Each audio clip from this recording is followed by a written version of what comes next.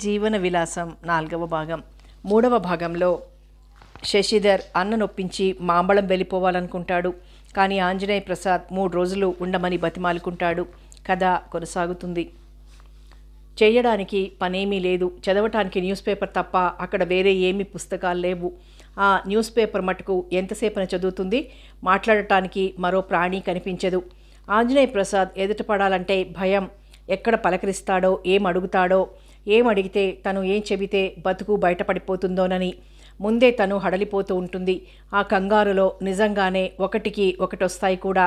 అందుకే శశిధర్ లేనప్పుడు తన గదిలో తలుపులు వేసుకొని కూర్చోవడమే మంచిది.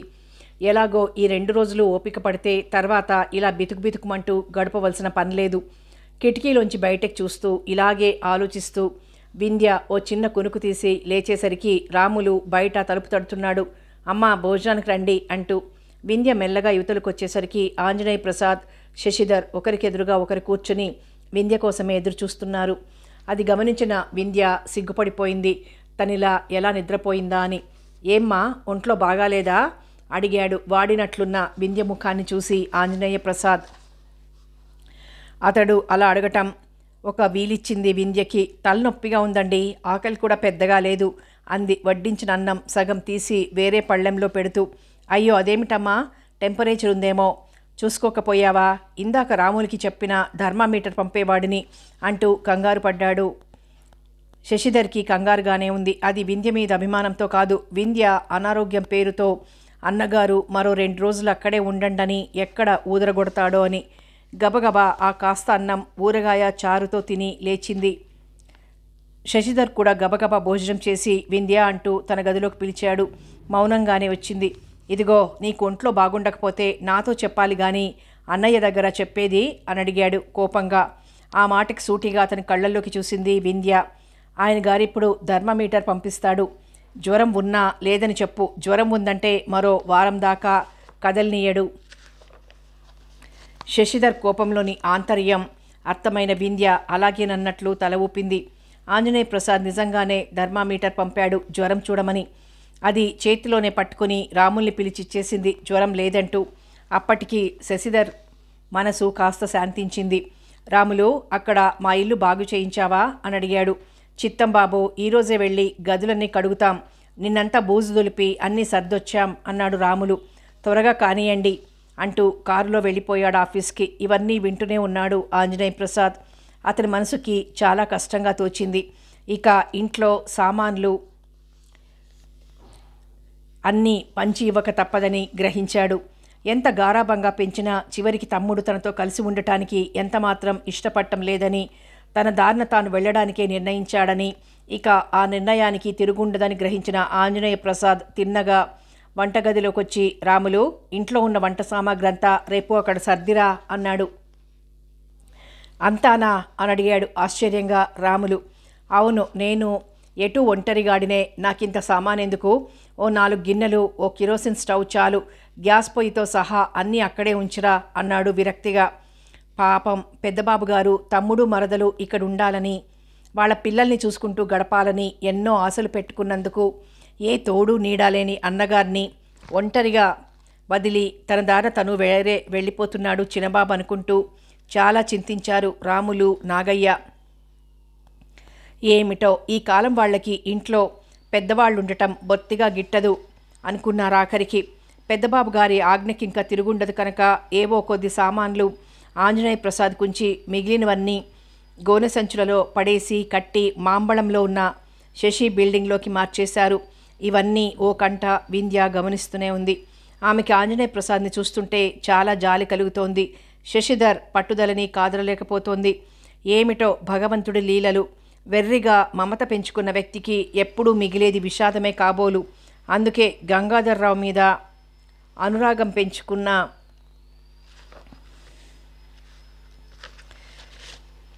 తనకి తమ్ముడి మీద ప్రేమ పెంచుకున్న ఆంజనేయ ప్రసాద్కి చివరికి వియోగాలు, బాధలు అనుకుంది కళ్ళంబడి 2 కన్నీటి బిందువులు రాలుస్తూ. ఆ రాత్రి భోజనాల సమయంలో ఆంజనేయ ప్రసాద్ రానేలేదు. వింధ్యకి, శశిధర్కి మాత్రమే వడ్డించాడు నాగయ్య. బావగారు లేరా అని అడిగింది వింధ్య. మిమ్మల్ని భోజనం చేసేయమన్నారమ్మా, ఆయన పని మీద వెళ్ళారంటూ రాములు జవాబిచ్చాడు. శశిధర్ వింధ్యలు భోజనం ముగించి తిన్నగా శశిధర్ గదిలోకే వెళ్ళిపోయారు.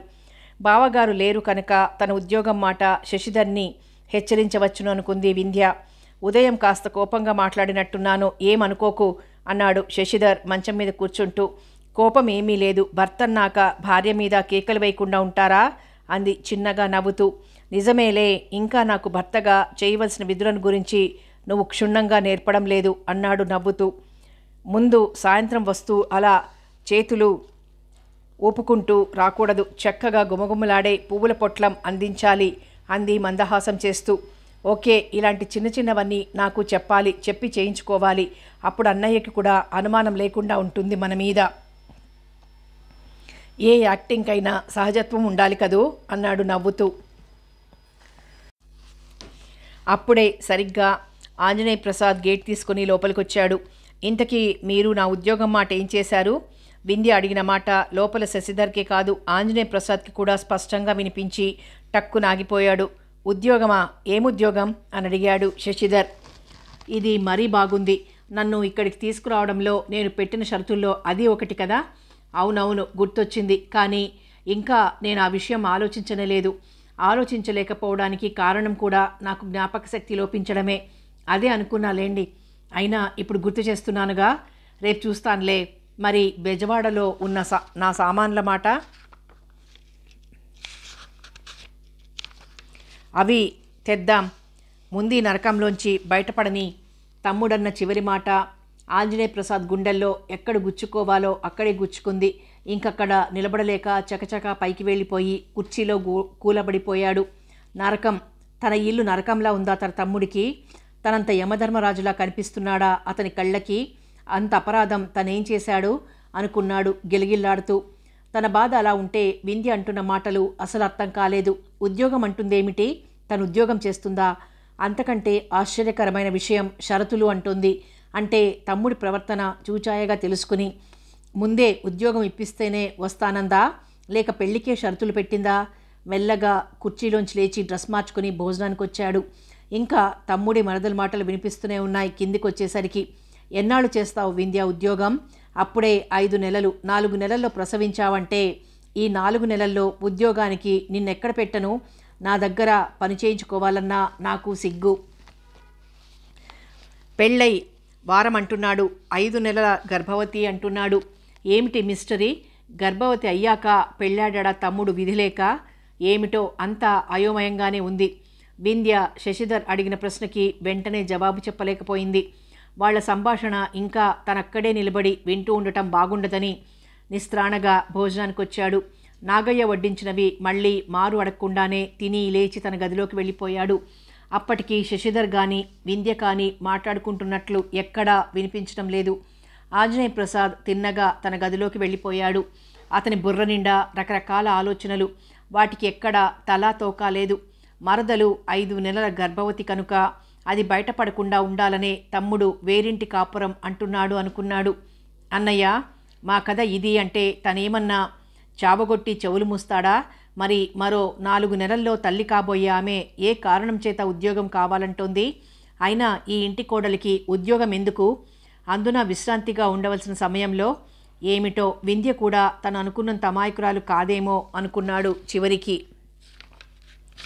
మరి కాసేపటికి వింధ్య తన గదిలోకి వెళ్ళి తలుపు గడియ వేసుకొని పడుకోవడం వంట మనిషి నాగయ్య గమనించాడు. పొద్దున శశిధర్ ఆమెను కేకలు వేయడం విన్నాడు కనుక బహుశా ఆమెకి కోపం వచ్చి అలా తన గదిలోకి పోయి పడుకుంటుందేమో. కాసేపు ఆగితే అయ్యగారు వెళ్ళి బతిమాలి తన గదిలోకి తెచ్చుకుంటాడు అనుకుని తనకి తనే సమాధానపడ్డాడు. ఏవేవో ఆలోచనలతో ఎప్పటికో నిద్రపోయాడు ఆంజనేయ ప్రసాద్. మామూలుగా ఆ ఇంట్లో అందరికంటే ముందు లేచేది వింధ్యే కనుక గబగబా లేచి తన పనులు కానిచ్చుకుంది. ఏ కళనున్నాడో ఆ రోజు శశిధర్ కూడా చాలా త్వరగానే లేచాడు. ఆఖర్న ఆంజనేయ ప్రసాద్ లేచేసరికి ఇద్దరు ముస్తాబై కనిపించేసరికి తెల్లబోయి, ఏరా ఎక్కడికైనా వెళ్తున్నారా అని అడిగాడు. అలా కపాలేశ్వర స్వామి గుడికి వెళ్దామని అనుకున్నాం, కానీ ఒకసారి మా ఇంటికి వెళ్ళి వింధ్యకి చూపించాలనుకుంటున్నాను టపీమని జవాబిచ్చాడు శశిధర్. మీ ఇంటికి ఎలాగో రేపు మీరు పెడతారుగా, గుడికి వెళ్ళొస్తేనే మంచిది అని అక్కడ నిలబడకుండా అవతలికి వెళ్ళిపోయాడు ఆంజనేయ ప్రసాద్. క్షణంలో 2 అబద్ధాలు ఆడిన శశిధర్ని పరిశీలనగా చూసింది వింధ్య. నిజానికి ఆ రెండింటిలో ఏది తామనుకోలేదు. డైనింగ్ టేబుల్ దగ్గర బాగా పరిశీలనగా చూశాడు పెద్దబాబు వింధ్యని. 5 నెలల గర్భిణి అని బాగా పరీక్షగా చూస్తే తప్ప తెలియదు. పొడుగ్గా సన్నగా ఉండే వింధ్య అంత త్వరగా కనిపించదు గర్భవతిగా ఉన్నట్టు. రోజు పలకరించి అవి తిను ఇవి తిను అనే బావగారు అతి ముభావంగా ఉండడం వింధ్యని మనసులోనే ఆశ్చర్యపడేలా చేసింది. పైకి ఏమని వెలిపించడానికి అవకాశం లేదు కనుక గబగబా పెట్టిన టిఫిన్ తిని కాఫీ తాగింది. శశిధర్ ఎప్పుడు ముళ్ల మీద ఉన్నట్టే ఉండి తినిలేస్తాడు కనుక అతనికి ఏది పెద్దగా పట్టదు. మేం వెళ్ళొస్తాం అంటూ గోడకు చెప్పినట్లు చెప్పి రా వింధ్య అంటూ బయటకు నడిచాడు. అతన్ని అనుసరించింది వింధ్య. కారులో కూర్చున్నాక ఒకసారి లోపలికి చూసింది. వింధ్య ఆంజనేయ ప్రసాద్ తామిద్దరినీ చూస్తూ ఉండటం గమనించి మీ అన్నయ్య గారు చూస్తున్నారు అంది మెల్లగా. ఇటువంటి సమయాల్లో శశిధర్ బుర్ర అమోఘంగా పనిచేస్తుంటే అలా వెనక సీట్లో కూర్చుంటావు దేనికి, వచ్చి నా పక్కన కూర్చో అన్నాడు తను స్టీరింగ్ ముందు కూర్చుంటూ. వింధ్య మెల్లగా వచ్చి అతని పక్కన కూర్చుంది. అది కూడా ఆంజనేయ ప్రసాద్ చూస్తూనే ఉన్నాడు. ఇద్దరు ఫ్రంట్ సీట్లో పక్కపక్కనే కూర్చుని వెడుతూ ఉండడం చూశాక కాస్తంత మనసు స్వాంతన పడింది ఆయనకి. ఒక్క విషయం అడుగుతాను, ఏమీ అనుకోరు కదూ? అడుగు అన్నాడు శశిధర్ ఏ కళనున్నాడో. మీ అన్నయ్య గారు వివాహం చేసుకోలేదా అని అడిగింది మెల్లిగానే. అదా, ఆయన గారిదంతా ఓ కొండవీటి చేంతాడంత స్టోరీ. ఆ స్టోరీలో అక్కడో ముక్క ఇక్కడో ముక్క తప్ప నాకు కూడా పెద్దగా తెలియదు. ఆ తెలిసిన దాంట్లో నీకు చెప్పాలంటే నా బుర్రకి అర్థమైన దాని తాలూకు సారాంశం అనుకో. ఆయనంత సెంటిమెంటల్ ఫూల్ ఈ ఇండియా మొత్తం మీద కాదు, ఈ వరల్డ్ మొత్తం మీద ఉండడనే నా అభిప్రాయం అన్నాడు సిగరెట్ ప్యాకెట్ తీసి అంటించబోతూ. అది గమనించి ప్లీజ్, నాకు ఆ వాసన సరిపడదు. అందులో ఇప్పుడే టిఫిన్ తీసుకున్నది. ఈ కారులో వాంతులైతే బాగుండదు. దయచేసి సిగరెట్ కాల్చకండి. మనం వెళ్ళబోయే స్థలం చేరుకునేదాకా అంది ప్రాధేయపూర్వకంగా. ఏమనుకున్నాడో శశిధర్ సిగరెట్ తీసి జేబులో పెట్టుకున్నాడు. అతను తిన్నగా మాంబళంలో ఉన్న తన ఇంటికి తీసుకెళ్లాడు వింధ్యని. ఆమె శశిధర్ ఏం చేసినా చూస్తూ ఉండటం తప్ప పెదవి విప్పి ఇదేమిటి అని అడిగే పద్ధతి లేదు కనుక మెల్లగా కారు దిగింది. ఆ ఇంటికి 2 తాళం చెవులున్నాయి. ఒకటి శశిధర్ దగ్గర, ఒకటి ఆంజనేయ ప్రసాద్ దగ్గర ఉంటాయి. పర్సులో ఉన్న తాళం చెవి తీసి తలుపు తాళం తీశాడు. మొత్తం క్రింద 6 గదులున్న ఇల్లు అది.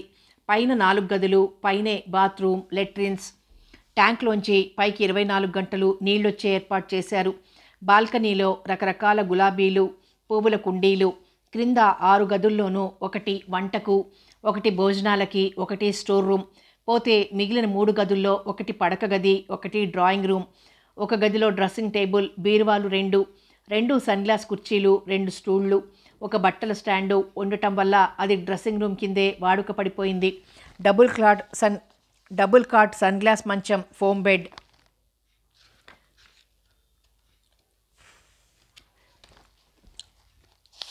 ఓ పక్క రేడియో, పైన సీలింగ్ ఫ్యాన్, ఖాళీగా వదిలిన అల్మరా అన్నీ చూసింది వింధ్య. కిందంతా నీ ఇష్టం వచ్చినట్లు వాడుకోవచ్చు. కాస్త భోజనం వేళకొచ్చి 2 మెతుకులు తినిపోతాను, పైనే ఉంటాను. నేను కిందికి వచ్చినా నిన్ను ఇబ్బంది పెట్టనన్నాడు పైకి తీసుకువెళ్ళి 4 గదులు చూపిస్తూ. పైన కూడా కింద ఉన్నట్టుగా పరుపు, మంచం, ఫ్యాను, ముందు గదిలో సోఫా సెట్టు అన్నీ ఉన్నాయి. ఎటొచ్చి వంట సామాగ్రి తప్ప. అన్నయ్య అప్పుడే కింద సామాన్లన్నీ సర్దించేశాడు చూసావా అన్నాడు గర్వంగా. వంటగదిలో తీరుగా అమర్చిన సామాన్లు, గ్యాస్ పొయ్యి అన్నీ చూపించి. కానీ ఆయనకి మీరు వేరుపడటం ఇష్టం లేదు అంది. సమయం వచ్చింది కదా అని. కావచ్చు, కానీ నాకు ఆయనతో కలిసి ఉండటం ఇష్టం లేదు ఖచ్చితంగా చెప్పాడు శశిధర్. వింధ్య మాట్లాడలేదు. శశిధర్ పేరుకు తగినట్లే కోపం వస్తే పరమేశ్వర్లానే మండిపోతాడు. అది వచ్చిన మరునాడే గ్రహించింది వింధ్య. అతనేదన్నా అంటే దానికి ఎదురు జవాబు ఇవ్వకుండా తనే తగ్గిపోతాడు. అది కూడా ఆమెకి తెలుసు కనుక వింటూ తలవంచుకొని నిలబడింది. రేపు ఈ పాటికల్లా మనం ఇక్కడ ఉండాలి. ఆయన గారు భోంచేసి వెళ్ళు, రాత్రికి వెళ్ళు అంటూ మాయమాటలు చెబుతాడేమో. బోల్తా పడకు అన్నాడు నిర్మోహమాటంగా. బోల్తా ఎందుకు పడతాను అంది నవ్వుతూ వింధ్య. ఎందుకు పడవు, నీకు ఆయనంటే తగని భక్తి అన్నాడు దుడుకుగా. భక్త్యా అంటూ నవ్వి, నేను మొదటి నుంచి శివభక్తురాలనే. ఆంజనేయ స్వామి మీద నాకంత శ్రద్ధాసక్తులు లేవు అంది. అతనంత నిర్మోహమాటంగా అన్నాడో తను అంత నిబ్బరంగానే జవాబిస్తూ. మనసులో మటుకు గంగాధర్రావే మెదులుతున్నాడు. శశిధర్ మాట్లాడలేదు. రెట్టించడానికి అతనికి మాటలు దొరికితేగా. ఇంక వెళ్దామా అన్నాడు వాచి చూసుకుంటూ. వెళ్దాం అంది వెంటనే. ఆ రాత్రికి ఏ గొడవ లేకుండా గడిచిపోతే రేపటి నుంచి అడిగే నాతుడుండడు, ఎన్నింటికొచ్చినా అనుకుంటూ తలుపులన్నీ జాగ్రత్తగా వేసి తాళం చెవి పర్సులో పెట్టుకుని కారు దగ్గరికి నడిచాడు. అతను వెనకే నడిచింది వింధ్య. కారులో వస్తూ ఒకచోట ఆపవలసి వచ్చింది. ట్రాఫిక్ సిగ్నల్స్ అనుసరించి. అటుగా రిక్షాలో పోతున్న రీటా శశిధర్ని, అతని పక్కన వింధ్యని స్పష్టంగా చూసింది. ఏమిటి, కొత్తగా ఎవరినన్నా వల్లో వేసుకున్నాడా, లేక ఎవరికీ చెప్పకుండా పెళ్లి చేసుకున్నాడా అనుకుంది ఆశ్చర్యంగా. ఇంతలో అతని కారు కదిలిపోయింది. ఆమె రిక్షా కూడా కదిలిపోయింది. ఏదన్నా కొత్తగా న్యూస్ వస్తే అంతటితో ఊరుకునేది కాదు రీటా. అందులో తనని 6-7 సంవత్సరాలుగా అనుభవిస్తున్న శశిధర్ విషయంలో ఊరుకుంటుందా? వెంటనే అతని మిత్ర బృందం అందరి అడ్రస్లు, ఫోన్ నెంబర్లు తనకి తెలుసు కనుక అందరికీ పేరు పేరున ఫోన్ చేసి చెప్పింది. ఇప్పుడే వెళ్ళి అతన్ని నిలవేసి అడుగుదామా అని అనుకున్నారు. కానీ శశిధర్ అందరికంటే గొప్పవాడు. అతని వల్ల ఎన్నో లాభాలున్నాయి. ఖరీదైన బాటిల్సు, సిగరెట్లు, జన్మలో కొని తాగలేననుకున్నవన్నీ తన ఖర్చుతో అందరికీ ఫ్రీగా సప్లై చేస్తాడు. చివరికి అందరూ సాయంత్రం ఆఫీస్ వదలగానే ఒక చోట చేరి తిన్నగా ఇంటికి వెడితే సరి, మొత్తం అన్నీ తేలిపోతాయి. వెధవ సస్పెన్సు సీరియల్ నవలలా కంటిన్యూ చేయడం దేనికి అనుకున్నారు. శశిధర్ ఆఫీస్ నుంచి ఇంటికి వెళ్ళిపోయాడన్న విషయం రూఢిగా తెలుసుకుని ఇంటికే బయలుదేరారు. ఒరేయ్, ఎందుకు మీరంతా ఇలా వచ్చారని అడిగితే ఏం చెబుదాంరా అని అడిగాడు గోపాల్. ఏదో చెప్దాంలే, ఆ వేళకి ఏది నోటికొస్తే అది అన్నాడు మరో మిత్రుడు. చివరికి ఏం చెప్పాలో తోచక ఎవరి మటుకు వారు మనసులో ఆలోచిస్తూనే బస్ మీద నుంగంబాకం చేరారు. అప్పటికి శశిధరే కాదు, ఆంజనేయ ప్రసాద్ కూడా వచ్చి ఉన్నాడు. వింధ్య, శశిధర్ కుర్చీలో కూర్చుని ఏదో మాట్లాడుకుంటూ డ్రాయింగ్ రూమ్లోనే దర్శనమిచ్చారు. ఆంజనేయ ప్రసాద్ కూడా అక్కడే ఉండటంతో ఏదో విషయమై తర్జన భర్జన సాగుతోందని చిటికెలో గ్రహించారు. నమస్కారం అండి అంటూ ఆంజనేయ ప్రసాద్కే ముందు నమస్కార బాణాలు వదిలారంతా. వారందరినీ చూసి వింధ్య లోపలికి పోబోయింది. ఛాన్సు దాటిపోతే రాదని గ్రహించిన గోపాల్ ఎవరావిడా అని అడిగాడు నవ్వుతూ. శశిధర్ గొంతులో పచ్చి వెలక్కాయ పడినట్లయింది. ఆంజనేయ ప్రసాద్ అక్కడ లేకపోతే ఏ మరదలి క్రిందో పరిచయం చేసేవాడు. ఇక తప్పదని భార్య పేరు వింధ్య అన్నాడు. ఆ మాటకి ఆంజనేయ ప్రసాద్ ముఖం ఆనందంతో వెలిగిపోవడం వింధ్య స్పష్టంగా గమనించింది. అలాగా, మరి మాకు చెప్పనే లేదేమోయ్. నాకే చెప్పలేదు, చెబితే గ్రాండ్గా చేసేవాడిని విచారంగా అన్నాడు ఆంజనేయ ప్రసాద్. ఏమో, నాకు సింపుల్గా అయితే చాలా ఇష్టం. ఈ ఆర్భాటాలు, ఆడంబరాలు గిట్టకే నేను క్లుప్తంగా గుళ్ళో పెళ్లి చేసుకుని వచ్చాను ముక్తసరిగా జవాబిచ్చాడు శశిధర్. పోనీలే, ఓ ఇంటి వాడివయ్యావు. పెళ్ళి ఎలా జరిగినా కనీసం ఇక్కడ రిసెప్షన్ ఇస్తే చాలా బాగుండేది అన్నాడు గోపాల్. దానిదేముంది, మీ అందరికీ ఓ పూట భోజనాలు పెట్టిస్తాను హోటల్లో, పదండి అన్నాడు శశిధర్ నిలబడి. ఇంకా ఈ మిత్ర బృందం అంతా అక్కడే బైఠాయిస్తే సంభాషణలో కొంపలు అంటుకోవచ్చని గ్రహించి తమకి కావలసింది సునాయాసంగా తెలిసిపోయాక అతిగా ఆరాలు లాగి శశిధర్కి కోపం తెప్పించాలని ఎవ్వరూ అనుకోలేదు. వెంటనే వాళ్ళు లేచారు. ఆంజనేయ ప్రసాద్ లేచి పైకి వెడుతూ తమ్ముణ్ణి పిలిచి 200 చేతిలో పెట్టి వాళ్ళకి డిన్నర్ ఇవ్వు అని చెప్పాడు. ఆ 200 జేబులో వేసుకుని మిత్రులతో కలిసి వెళ్ళిపోయాడు శశిధర్. శశిధర్ని కానీ వింధ్య కానీ మాటల మధ్యలోనైనా కనీసం చెప్పలేదు ఆంజనేయ ప్రసాద్కి ఆమె గర్భవతి అని. వాళ్ళు చెప్పనప్పుడు తను అడగడం దేనికి? అడిగితే వాళ్ళ సంభాషణంతా తను విన్నట్టు అర్థమైపోదు. అందుకే తను గంభీరంగానే ఏం తెలియనట్టే ఉండిపోయాడు ఆంజనేయ ప్రసాద్. ఆ రోజే శశిధర్ వింధ్య వేరింటి కాపురం పెట్టేది. అతని దుస్తులన్నీ సూట్ కేసుల్లో అతను సర్దమన్నట్లే సర్దింది. తన చీరలు సర్దుకుంది. కొత్త చీర కట్టుకో వింధ్య అన్నాడతడు. అతను చెప్పిన చీర తీసి కట్టుకుంది. నాగయ్యను పంపుతాను, అక్కడ అమ్మాయి ఒక్కర్తి, వంట అది అంటే హైరానా పడుతుంది అని ఏదో చెప్పబోయాడు ఆంజనేయ ప్రసాద్. అక్కర్లేదన్నయ్యా, వింధ్యకి వంట బాగానే వచ్చు. నీకిక్కడ వండి పెట్టేవాళ్ళు లేకపోతే ఇబ్బంది పడతావు అన్నాడు శశిధర్. అవును బావగారు, మా ఇద్దరికి నేను చేసుకోగలను, మీకే ఇబ్బంది, మాకెవరూ అక్కర్లేదు అంది. శశిధర్కి వాళ్ళంతా రావడం ఇష్టం లేదని గ్రహించిన వింధ్య, ఒక రక్తం పంచుకు పుట్టిన తమ్ముడే తన మాటలు విన్ననప్పుడు పరాయి పిల్ల మరదలు మన్నిస్తుందా తన మాట? రౌతు కొద్ది గుర్రం అన్నట్లు తమ్ముడిని బట్టే మరదలు అతనిదో మాట ఆమెదో మాట అవుతుందా తన పిచ్చిగాని అనుకున్నాడు బాధగా. సరే మీ ఇష్టం, పెద్దవాడిని, చెప్పాల్సిన ధర్మం నాకుంది కనుక చెప్పాను అని ఊరుకున్నాడు. కారులో సూట్ కేసులు సర్దుతున్నాడు రాములు. వెళ్ళొస్తాం బావగారు అంది ఆంజనేయ ప్రసాద్ కాళ్లకు నమస్కరిస్తూ. శీఘ్రమేవ సుపుత్ర ప్రాప్తిరస్తు అని దీవించాడు నవ్వుతూ. ఆ మాటకి వింధ్య ముఖం చంద్రబింబమే అయింది. శశిధర్ మటుకు కాస్త ఉలిక్కిపడ్డాడు. అన్నయ్య యథాలాపంగా దీవించాడా, లేకపోతే వింధ్య గర్భవతి అని ఏమైనా అనుమానం తగిలి దీవించాడా అని అనుకున్నాడు. వింధ్య వెంటరాగా కారులో కూర్చున్నాడతను. ఆంజనేయ ప్రసాద్ కళ్ళంబడి గిర్రున నీళ్లు తిరిగాయి. కర్చీఫ్తో మెల్లగా కళ్ళు తుడుచుకుని బయటికొచ్చాడు. వస్తామన్నయ్యా అన్నాడు శశిధర్. ఒకసారి మా ఇంటికి రండి బావుగారు, 4 రోజులు ఉండొద్దురు గాని అంది వింధ్య. అవునన్నయ్యా, వచ్చి మా కొత్త సంసారం చూసి వెళ్ళు అన్నాడతను. అంత బాధలోనూ నవ్వొచ్చింది ఆంజనేయ ప్రసాద్కి వారి ఆహ్వానాలు వింటూ ఉంటే. అలాగేనమ్మా అన్నాడు నవ్వు ముఖంతో. వింధ్య చేతిలో 200 పెట్టి, నీ దగ్గర అట్టి పెట్టుకోమ్మా అన్నాడు. అంతకుముందే శశిధర్ చూడకుండా. అన్నయ్య తనకో 1000-2000 ఇవ్వకపోతాడా అనుకున్నందుకు పైసా చేతిలో పెట్టకపోవడంతో పెదవి కొరుక్కున్నాడు శశిధర్. కారు కదిలాక తేలిగ్గా ఊపిరి పీల్చుకున్నాడు.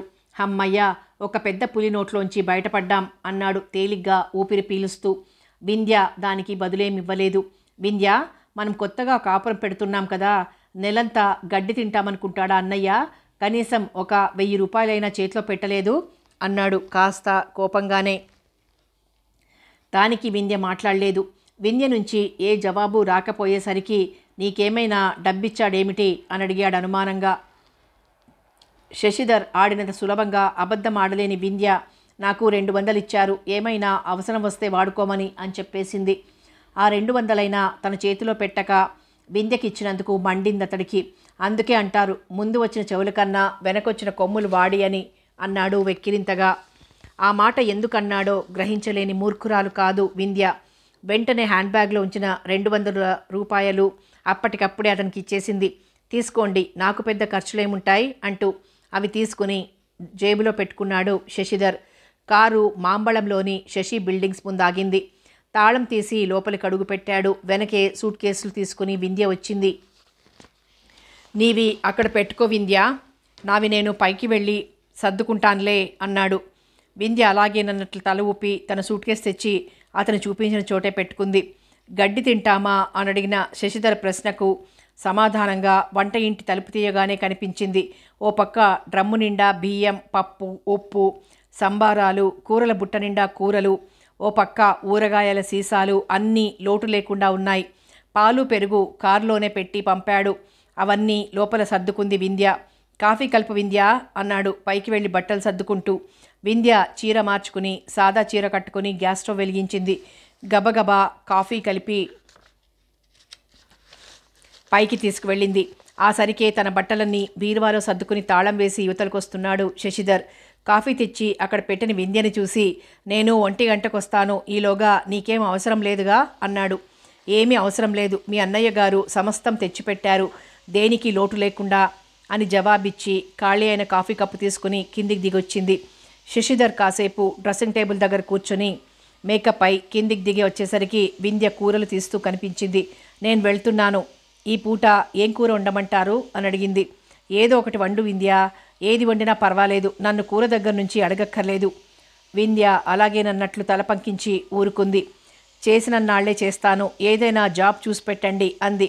వింధ్య అతడు వెడుతుంటే వెనకాలే వచ్చి కనుక్కుంటానని జవాబిచ్చి బయటకు వచ్చేశాడు శశిధర్. ఆ కాస్తకే సంతృప్తి పడింది. అతను వెళ్ళగానే తలుపులు గడియ వేసుకుని వంటగదిలోకి వెళ్ళిపోయింది వింధ్య. కాస్త శశిధర్ స్వభావం అర్థమవుతున్న దగ్గర నుంచి విధిగా తన కాళ్ల మీద తను నిలబడవలసిందే తప్ప ఇతని నమ్మి కూర్చోవడం చాలా తెలివి తక్కువ అని గ్రహించింది వింధ్య. ఉండటానికి ఒక గూడుంది కనుక తినటానికి కూడు కూడా వెతుక్కోనవసరం లేకపోయినా, తనదంటూ డబ్బు లేకపోతే తన బిడ్డ భవిష్యత్తు మాట అటుంచి ఏ డాక్టర్ దగ్గరికి వెళ్ళాలన్నా చీటికి మాటికి డబ్బడిగితే బాగుంటుందా? అలా అతనిస్తానన్న నమ్మకం ఏది? వంటంతా పూర్తి చేసి టైం చూసుకుంటే 11 కూడా అవ్వలేదు. 1 గంట దాకా ఏం చెయ్యాలి అనుకుంది విసుగ్గా. తన దగ్గర ఉన్న డబ్బు లెక్క చూసుకొని అది దాచుకుని అందులో ఒక 25 రూపాయలు తీసి దగ్గర పెట్టుకొని అలా బయటికి వెతుక్కుంటూ వెళ్ళి ఏమైనా తెలుగు కానీ ఇంగ్లీష్ కానీ నవలలు దొరికితే తెచ్చుకుంటే బాగుంటుంది అనిపించింది. అయితే అవి ఎక్కడ దొరుకుతాయని వెడుతుంది. ఈ ఊరు తనకి పూర్తిగా కొత్త. ఏ చోటు తెలిసినా తెలియకపోయినా హిగ్గిన్ బాదమ్స్లో దొరక్కపోవు. ఏ ఆటో రిక్షాలోనో రైల్వే స్టేషన్కి వెళ్ళి ఆ పుస్తకాలు తెచ్చుకోవడం బెటర్ అనుకుంటూ మరొక 10 రూపాయలు హ్యాండ్ బ్యాగ్లో పెట్టుకొని బయటికి వచ్చి తాళం వెయ్యబోతే తాళం చెవిలేవు. అవి శశిధర్ జేబులోనే పెట్టుకుని వెళ్ళిపోయాడు. ఉసూరుమంటూ మళ్ళీ తలుపు లోపల గడియ వేసుకొని మంచం మీద వాలిపోయింది.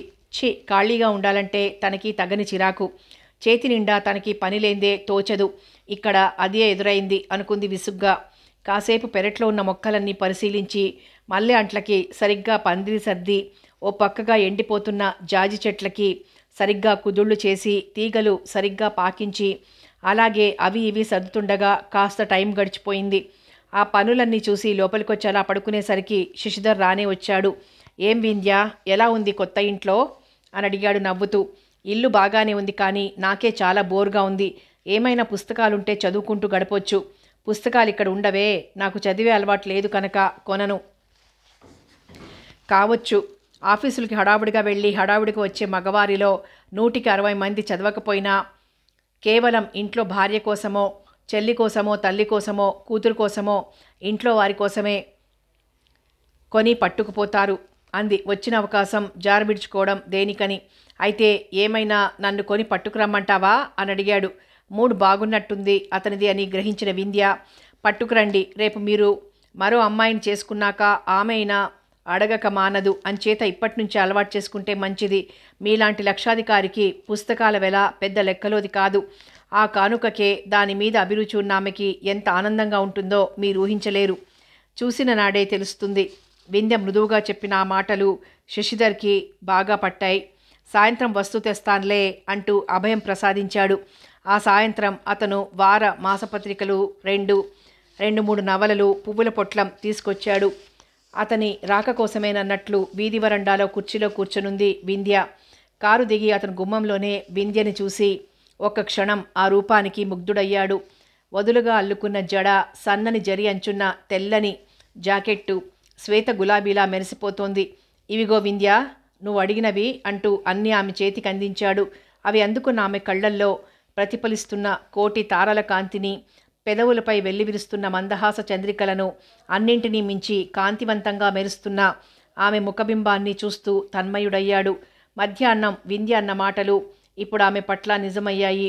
పాపం, ఎంత అల్పసంతోషీమే అనుకున్నాడు తనను తాను సంభాళించుకుంటూ. మెనీ థ్యాంక్స్ అంది వింధ్య ఆ పువ్వులు తల్లో తురుముకుంటూ. తల నిండా పువ్వులు పెట్టుకునేసరికి లక్ష్మీదేవిలా కళకళ్లాడిపోయింది. ఆ రూపం అతని హృదయంలో ముద్రించుకుపోగా మెల్లగా మేడపైకి వెళ్ళిపోయాడు. వింధ్య కాఫీ తీసుకుని పైకి వెళ్ళిచ్చింది. అతను డ్రెస్ మార్చుకోకుండా అలా కుర్చీలో కాళ్ళు టేబుల్ మీదకు సాచి కూర్చుని ఉన్నాడు. కాఫీ అందుకుంటూ, వింధ్య, వంట అయిందా? పెందరాళే భోజనం చేస్తే నేను అలాగే ఓ చోటుకు వెళ్ళి రావాలి. వచ్చేసరికి ఆలస్యం కూడా అవ్వచ్చు. ఎక్కడికి? వెట్ పార్టీకా అని అడిగింది చిరునవ్వు నవ్వుతూ. ఆ మాట విని టపీమని లేచాడు శశిధర్. నీకెలా తెలుసు అని అడిగాడు. ఆ రోజు చూశానుగా, అందుకని అనుకున్నానులేండి అంది నవ్వుతూనే. నువ్వు తలుపులు జాగ్రత్తగా గడియ వేసుకుని పడుకో, ఎవరొచ్చినా తలుపులు తీయకు అన్నాడతను. కానీ సాధ్యమయ్యేంతవరకు పెందరాడే రండి, నాకు అసలే కొత్త. అక్కడంటే నౌకర్లు, మీ అన్నయ్య గారు అందరూ ఉన్నారు కనుక భయం లేకపోయింది. ఈ మేడ అంతటికీ నేనొక్కరితోనే ఉంటానుగా. అక్కడ నిలబడకుండా కిందికి దిగి వచ్చేసింది. అతడు కాసేపు రేడియో వింటూ కూర్చున్నాడు. అతనికి పుస్తకాలు చదివే అలవాటు లేకపోయినా రేడియో వినే అలవాటుంది. తెలుగు రికార్డులు పెట్టుకుని వింటాడు, వార్తలు వింటాడు. కామెంటరీ వస్తే ట్రాన్సిస్టర్ కూడా పట్టుకుపోతాడు. మద్రాసు క్రికెట్ టెస్ట్ మ్యాచ్కి తప్పకుండా వెళ్ళి తీర్తాడు. టికెట్ కొనుక్కొని వీలుగా ఉంటే బొంబాయి కూడా వెడతాడు. వింధ్య భోజనానికి వస్తారా అని అడిగేదాకా అలా రేడియో వింటూనే కూర్చున్నాడు. వస్తున్నాను పద అంటూ డ్రెస్ కూడా మార్చుకోకుండానే భోజనానికి వచ్చాడు కిందికి. రేపటి నుండి ఆఫీస్ నుంచి రాగానే వేడి నీళ్లు పెడతాను, స్నానం చేయండి. ఆఫీస్లో పడిన శ్రమంతా పోతుంది అంది వింధ్య నవ్వుతూ. నాకు స్నానం అంటే ఒక విధంగా బద్ధకం వింధ్య. మొదట్లో 1-2 రోజులు అదో పనిగా కనిపించినా ఆ తర్వాత ఎంత ఫ్రెష్గా ఉంటారో మీకే తెలుస్తుంది. ఓపిక లేకున్నా స్నానం స్నానం అంటారు అంది నవ్వుతూ. ఆ నవ్వు శశిధర్కి చాలా ఇష్టం. అందరూ నవ్వుతారు కానీ వింధ్య నవ్వులో ఒక ప్రత్యేకత ఉంది. వింధ్య మందహాసంలో గొప్ప ఆకర్షణ ఉంది. సరే కానీ నీకోసమన్నా స్నానం చేస్తాను అన్నాడు. వింధ్య భోజనం వడ్డించింది ఇద్దరికి. అన్నం కాస్త తిని, నువ్వు చాలా బాగా వంట చేస్తావు వింధ్య. ఆ నాగయ్య వండే వెదవన్నర వెదవతిండితో నోటికి రుచి పచ్చి అన్నీ పోయాయి. నువ్వు చేసింది తింటూ ఉంటే అబ్బా ఆకలి తన్నుకొస్తోంది అన్నాడు. వింధ్యకి చాలదేమో అని భయపడకపోతే మొత్తం గిన్నెలు ఖాళీ చేసేవాడు. అతని మాటలు వింటుంటే వింధ్య ముఖం కళకళ్లాడింది. చేసింది ఆప్యాయంగా తింటే వండిన వారికి ఎంత ఆనందం. వస్తాను వింధ్య, పెందరాడే వస్తానులే అంటూ బూట్లు వేసుకుని వెళ్ళిపోయాడు. తన దగ్గర తీసుకున్న 200 ఇప్పుడు ఖర్చు పెట్టడానికి ఆయన గ్రహించి వింధ్య ఆంజనేయ ప్రసాద్ని తలుచుకుని భారంగా నిట్టూర్చింది. 1వ తారీఖు వచ్చింది. ఆ రోజు లేవడం హుషారుగానే లేచాడు శశిధర్. ఈరోజు అన్నయ్య గారు 1000 రూపాయలకి పైన అదనంగా ఏమిస్తారో చూడాలి. ఇప్పుడు తను సంసారి కదా, 1000 రూపాయలు చాలవని పైన అదనంగా ఎంతో కొంత లాగాలి. అది అతని సంబరం. కంపెనీలో పనిచేస్తున్న ఏనాడు రాబడి ఆనాడు ఖచ్చితంగా బ్యాంకులో కడుతూ ఉండాలి శశిధర్. అందులోంచి అతను ఏం వాడుకున్నా ఆంజనేయ ప్రసాద్కి 100 లెక్కలు చెప్పాలి. ఏది అతని స్వాధీనంలో లేదు. పౌరుషం కొద్దీ శశిధర్ అంతా బ్యాంకులోనే పారేస్తున్నాడు. వింధ్య, అన్నయ్య గారింటికి వెళ్ళి డబ్బు తెచ్చుకుందాం, వస్తావా? నాకు ఆయన 1000 రూపాయలు ఇస్తారు. అవి చాలవని నేను చెబుతాను. నువ్వు కూడా ఆ మాటే చెప్పాలి. చెబితే మరో 500 ఇస్తానంటాడు. అవి కూడా చాలవనే అనాలి ముందు అంటుంటే పాపం వింధ్య తెల్లముఖం వేసింది. ఇవన్నీ బార్కి వెళ్ళేవేగా అనుకుంది మనసులో. పోనీ 1000కి పైన 500 ఇస్తే ఆ డబ్బు ధనరూపంలో శశిధర్కి అందించకుండా ఇంట్లో సరుకులు తెచ్చి పడేస్తే అతను ఆ 1000తో తాగి తందనాలాడినా బాధ ఉండదు. ఆకలికి మాడి చావాల్సిన పనుండదు. అతను అడగమనగానే అడిగితే ఒక తంట, అడగకపోతే ఇంకో తంట. ఎలా భగవంతుడా అని పరమేశ్వరుని తలుచుకుంటూ అలాగే ఉండిపోయిన సమయంలో బయట కారాగింది. అందులోంచి ఆంజనేయ ప్రసాద్ దిగొస్తూ కనిపించాడు. అతన్ని చూసి రా అన్నయ్య అంటూ సాదరంగా ఆహ్వానించాడు శశిధర్. వస్తున్నానులే, మళ్ళీ మీరు రానే లేదుగా అంటూ సోఫాలో కూర్చున్నాడు. వింధ్య గబగబా లోపలికి వెళ్ళి కాఫీ కలిపి 2 కప్పుల నిండా పోసి తెచ్చి బావగారికొకటి శశిధర్కొకటి అందించింది. ఏమ్మా వంటలో కులాసాగా ఉందా అని అడిగాడు ఆప్యాయంగా. బాగానే ఉంది. మీరు మా ఇంటికి ఇదే రావడం. ఈరోజు ఇక్కడ భోజనం చేసి వెళ్ళండి అంది వింధ్య వినయంగా పైట చెంగు తిప్పి కప్పుకుంటూ. నిజమన్నయ్యా, మా సంసారం ఎలా ఉందో చూడటానికి ఇంత మటుకు నువ్వు రానే లేదు. వచ్చిన వాడివి రానే వచ్చావు. ఇప్పటికైనా మాతో పాటు భోజనం చేసి వెళ్ళు. మీ మరదలు వంట బ్రహ్మాండంగా చేస్తుంది అన్నాడు శశిధర్. ఏదైనా మరదలన్నాకే తమ్ముడు వంత పడతాడు గాని తనంతట తానుగా ఏమనడము శశిధర్కి చేత కాదని వెంటనే గ్రహించాడు. అదంతా వింధ్య అంటే భయమా లేక తెలియంతనమా అనుకుంటూనే వింధ్య మర్యాదకి మనసులోనే సంతోషించి, మీరంతగా చెబుతుంటే కాదని ఎలానను, మీ అంత మొండితనం నాకు లేదులే అన్నాడు ఆంజనేయ ప్రసాద్. సమయం వచ్చింది కదా అని తమ్ముడిని ఎత్తి పొడుస్తూ. అది సులభంగానే గ్రహించిన వింధ్య, మేమింకా చిన్నవారం, కాస్త మూర్ఖత్వం చూపినా మనసులో పెట్టుకోకండి అంది చేతులు జోడించి. ఆ మాట వింధ్య ఎందుకన్నదో గ్రహించిన ఆంజనేయ ప్రసాద్ హృదయం ఆర్ద్రమైంది. ఎంతైనా వింధ్య ఒద్దికైన పిల్ల అనుకున్నాడు సంబరంగా.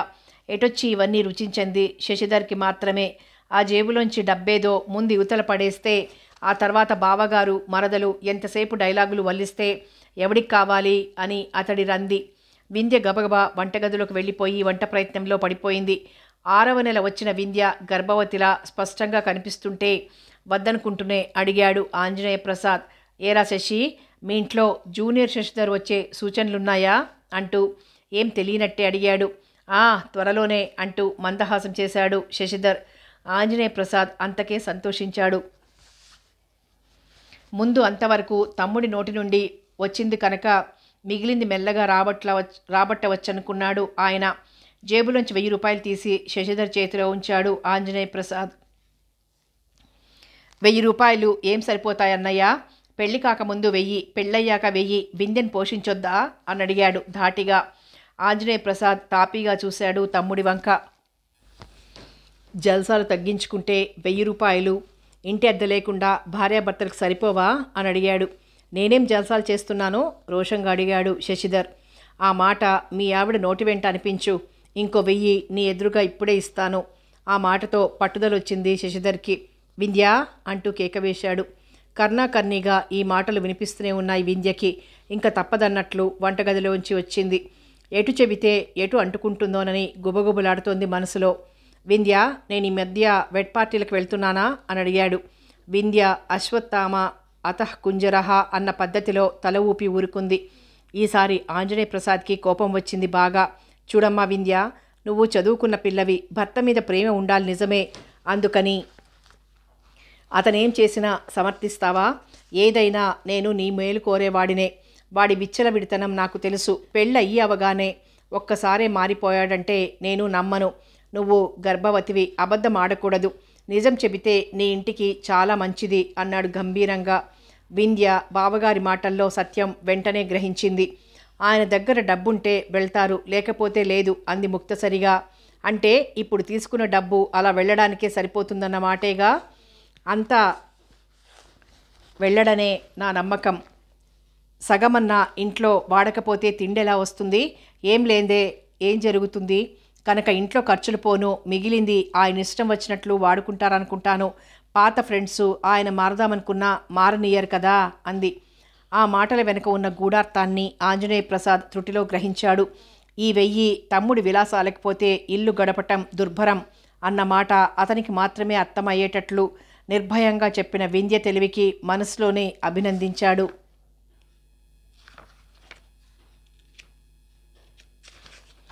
మళ్ళీ వింధ్య అక్కడ నిలబడకుండా వంటగదిలోకి వెళ్ళిపోయింది.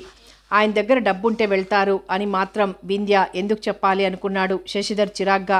ఇంతకీ ఈయనగారు అదనంగా ఇస్తాడా? దీంతో సరిపెట్టుకోండి అంటాడా అన్నది తేలక సతమతమవుతున్నాడు.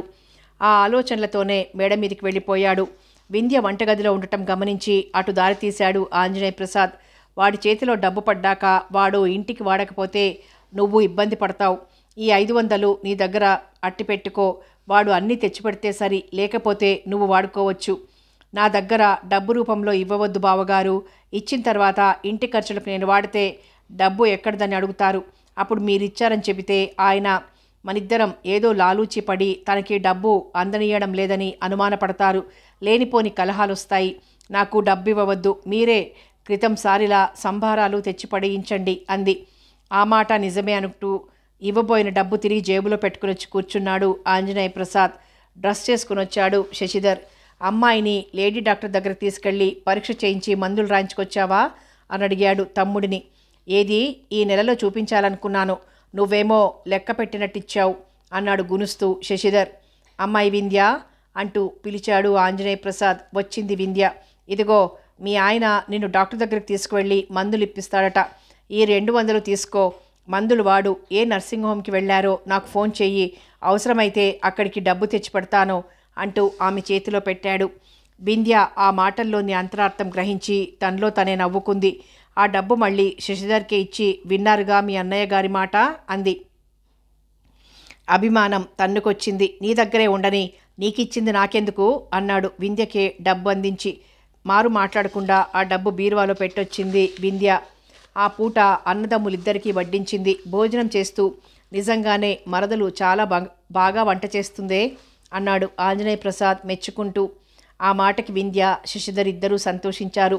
భోజనం చేయగానే వెంటనే వెళ్ళిపోయాడు ఆంజనేయ ప్రసాద్. వింధ్య, నీకన్నయ్య వేరే డబ్బులేమి ఇవ్వలేదుగా?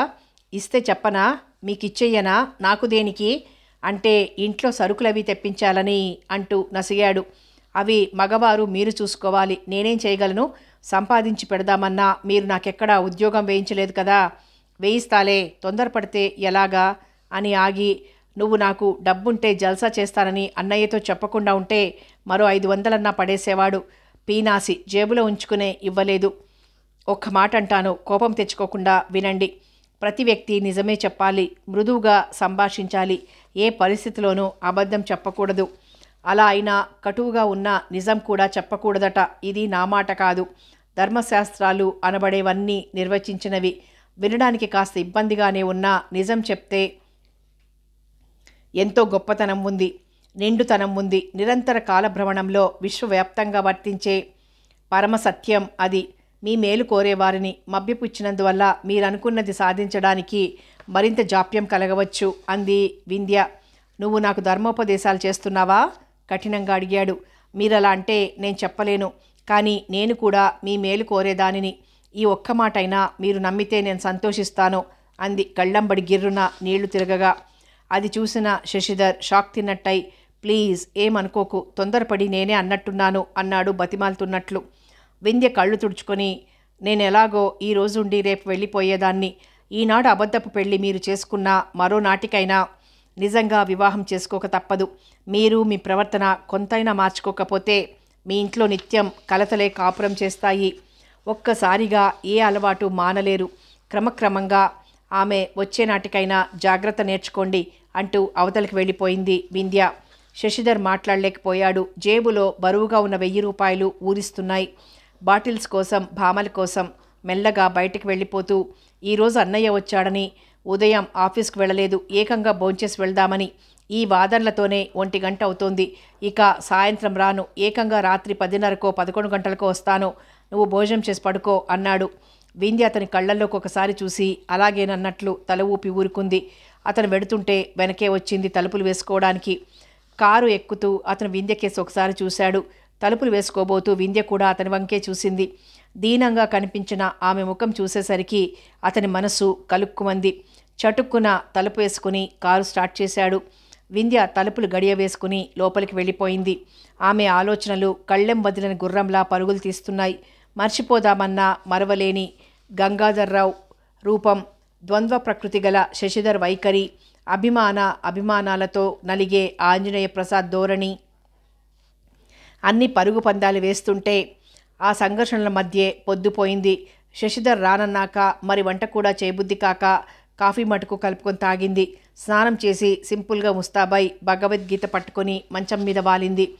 ఆ రాత్రికి ఆఫీస్ నుంచి స్నేహితుల మధ్యకు చేరుకున్న శశిధర్ కళ్ల ముందు వింధ్యే కనిపిస్తుండగా ఆ పార్టీలో ఉత్సాహంగా పాల్గొనలేకపోయాడు. వినటానికి ఇబ్బందిగానే ఉన్నా నిజం చెప్పివేయడంలో ఎంతో గొప్పదనం ఉంది, నిండుతనం ఉంది. నిరంతర కాలభ్రమణంలో విశ్వవ్యాప్తంగా నర్తించే పరమ రహస్యం ఇది. వింధ్య మాట ఖంగుమంది వెనక ఉలిక్కిపడ్డాడు. నేను కూడా మీ మేలు కోరేదానిని. ఈ ఒక్క మాట అయినా మీరు నమ్మితే నేను సంతోషిస్తాను. తన పక్కకు వచ్చి వింధ్య అంటున్నట్లయింది. అబ్బా వింధ్య, నువ్వు మాట్లాడవు, కానీ మాట్లాడితే మటుకు గుండెల్లో గుణపాల్లా దింపే మాటలు మాట్లాడతావు అనుకున్నాడు. 10 అయ్యేసరికి ఇంటికొచ్చాడు. తలుపు తట్టగానే వింధ్య తలుపు తీసింది. భోజనం చేశావా అని అడిగాడు మెల్లగా. హోటల్లో భోజనం చేస్తానని చెప్పానుగా, నువ్వు తినకపోయావా? వింధ్య మాట్లాడలేదు. తన గదిలోకి వెళ్ళిపోయి పడుకుంది. శశిధర్ పైకి వెళ్ళిపోయాడు. కానీ మనసులో వింధ్య భోజనం చేసిందా లేదా అన్న అనుమానం వచ్చింది. ఎందుకు ఈ ముసుగులో గుద్దులాట అన్నట్లు కిందికి దిగొచ్చి, వింధ్య, నువ్వు సత్యసంధురాలివేగా, భోంచేసావో లేదో చెప్పు అన్నాడు గుమ్మం దగ్గర నిలబడి. లేదు, ఒక్కతిని వండుకొని తినాలంటే నాకు బద్ధకం వేసింది ముక్తసరిగా జవాబిచ్చింది. అదేం పని, వట్టి మనిషి కాదు కదా, నీరసించిపోవా? పర్వాలేదులేండి అంటూ నవ్వి ఊరుకుంది. శశిధర్ మళ్ళీ ఏమనడానికి సాహసించక పైకి వెళ్ళిపోయి మంచం మీద వాలిన మనస్సంతా అశాంతి నిలయమైంది. నేను పీకల దాకా తినొచ్చాను, పాపం ఆమె పస్తు పడుకుంది, వచ్చి భోంచేసిపోయినా బాగుండేది అనుకుంటూ ఎప్పటికో నిద్రపోయాడు. కథ కొనసాగుతుంది.